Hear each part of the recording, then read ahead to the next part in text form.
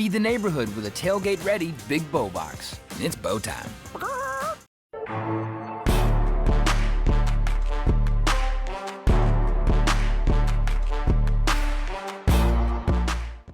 Hello and welcome back to another episode of Extra Points. This is Colby, Reece, and joining me as always are the sports editors of The Breeze, Kaiden Bridges and Jackson Hephner. And today we are here to preview JMU football's game against UConn, set for tomorrow at 2 p.m. Seems like a lot of people view this as kind of JMU's easiest game left on the schedule, definitely by the margin they're favored. But I think when you look at how the team is playing right now, they could beat anyone and at least compete with anyone. And coming off that 42-14 win last weekend in Atlanta, very impressive from both sides of the ball. What were y'all's thoughts on the game? I think this was one of the best JMU football games I've watched all season. Once again, we kind of had a tale of two halves as JMU only led 14-7 at halftime. Offense looked a little bit panicked. Jordan McLeod had already thrown an interception pretty early on in the game, but just really came back and dominated the second half of the game. And I think they really needed that, especially coming into this week. So definitely a good one for JMU. Yeah, I think that this game is really just kind of interesting all across the board. The offense has continued to improve. You really got to see a lot of guys step up in this game. Tyson Lawton ran for 95 yards. You know, he really kind of stepped up. I think I've kind of described the running game as a three-headed monster with, him, Kaylon Black, Latrell Palmer. All three of them have been really good this season. Zach Horton, he had another breakout game. This was his second two-touchdown game of the season. He hasn't, when he's called upon, he's really been able to step up. And it hasn't been much this season, but, in the times that we've seen him really step up into a really strong role, he's flourished in this offense. Yeah, and talking about the offense, Jordan McLeod had a wonderful birthday for himself, having 6 total touchdowns, all of JMU's touchdowns. Jordan McLeod was responsible for 4 passing, 2 rushing, and they talked about after the game just being able to kind of spread the offense a bit. Taji Hudson opened the scoring with a touchdown. Like you said, Zach Horton had 2 touchdowns. So what was y'all's thoughts on the offensive performance? Yeah, like you said, Jordan had a great birthday, and then on this week being named the Sun Belt Offensive Player of the Week, Signetti said that Jordan just looked like he was having fun. Something he really hadn't seen from Jordan this year. Really got to just go out and fling the ball around, over 100 rushing yards, over 300 passing yards, was just really able to go out and kind of do his thing. And like you said, spread the love with the offense. So I think it was a great game for him and something the offense really needed, especially as each week we're talking about how they continue to gel and continue to progress. It really felt like in the second half, everything clicked for JMU's offense. So definitely a performance that Jordan and the rest of the offense needed. Yeah, I do want to kind of focus a little bit on the other side of the ball with the defense. I think it was a very interesting performance from them. The pass defenses continuing to improve. They kept Granger to 83 yards, which was really just insane for them. Considering some of the numbers that they put up early in the season, you've seen a lot of development there. They did give up a little bit more rushing yards. I think it was over 100 yards rushing once again. And I think the big thing that came out of the game was at the very end when Jalen Green went down. He was leading the nation in sacks with 15 and a half, 21 tackles for loss, also leading the nation. That's going to be a huge loss for them. He was putting together what was looking like was going to be the best season a JMU defender has ever put together. So, really unfortunate that had to come to an end so quickly. And, there are going to be question marks with the defensive line. How will they respond? How will they adapt?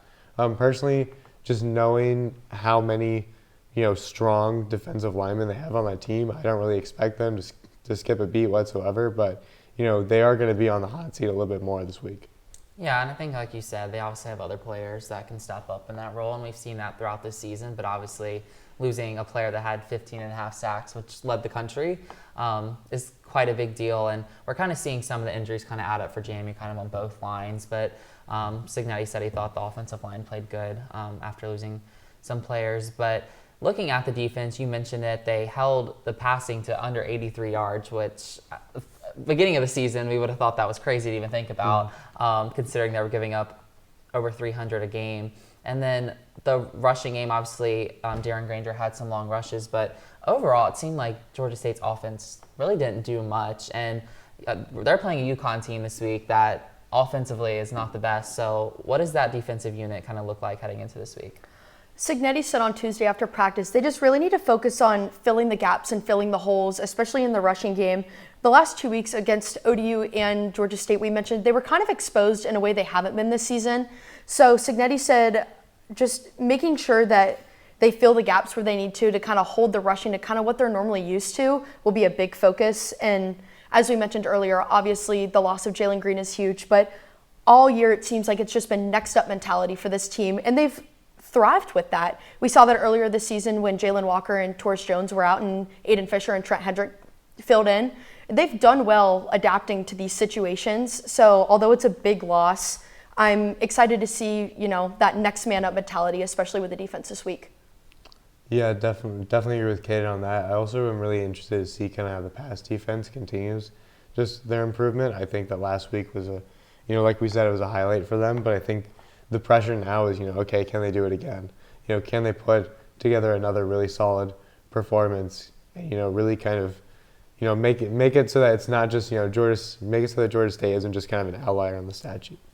Yeah, and looking more at UConn, they only have one win on this season, but they have played some really close games. They're 1-4 in one possession games, which when you look at the JMU side, they're obviously very good in one possession games. So what is y'all's kind of thoughts on UConn?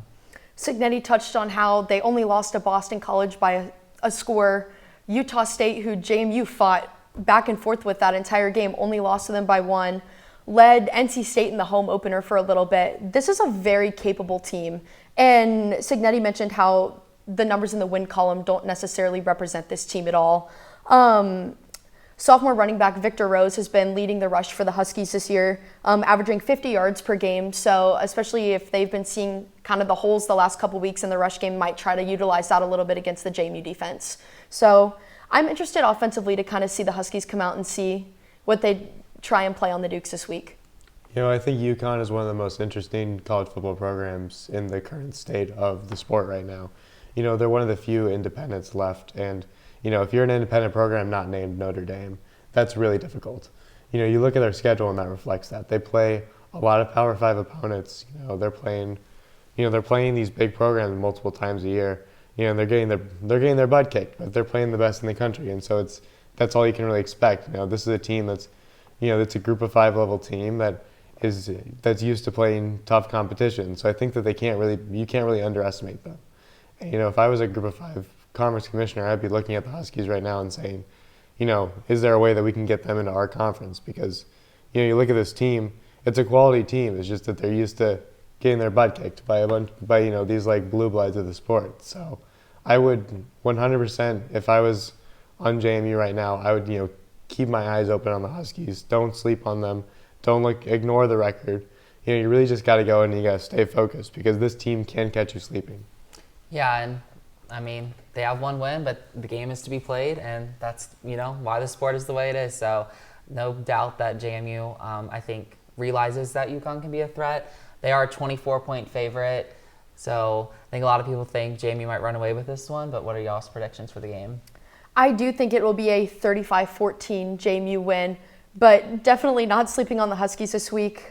We've seen that they're able to put up points against, as Jackson mentioned, these blue bloods, especially ACC teams like NC State and Boston College.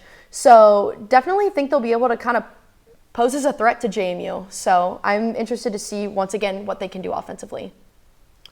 Yeah, so my final score prediction was going to be a 38-21 JMU. I do think that Signetti has done a really good job, not underestimating any opponent that they played, and they played some really hard opponents. You look at the schedule, and I think especially early on in the season, that early season stretch is the most impressive to me. When they went into Charlottesville and they beat UVA, and then they went into Troy and they knocked off the defending Sun Belt champions. They know not to underestimate anyone, especially since they've had some pretty early scares in the season, and even most recently with ODU. So I expect, I think best case scenario for the Dukes, they come in, they're focused, they lock in, and they're able to put some points on the board and come away with a decisive win. This is a good JMU football team. I think that we know that, and I think that this week they kind of want to make a statement win and just get a kind of an easy win. Probably not the best way to put it, but just kind of a win where they're not playing one possession like they have so many games, and kind of come out. I think Jordan McLeod, after his performance, really, I think the offense is really going to play well in this game. And I think the defense as well is going to be motivated to show that, all right, we lost Jalen Green, but we still have guys that can step up. And the passing defense wanting to continue to improve their impressive play. So I'm going to go with a 37-10 JMU win. I think it'll be real decisive. I think that they want to come out in front of the sold-out crowd at home. 2 home games left this season. JMU obviously wants to go undefeated, but definitely undefeated at home. So I think they're going to come out and just really kind of make a statement win and kind of play maybe their best game, but definitely a full game, just continuing off of that Georgia State win. I just think that Georgia State win kind of just, for me, put JMU in kind of a whole nother level where, that was a game that if they didn't play their best could have easily dropped, and they arguably played their best game of the season. So I think a big win for JMU this weekend. And we'll have all the live coverage from Bridgeforth Stadium as always, so be sure to stay tuned for that. Kickoff is at 2 p.m. on ESPN+, and we will see you so soon.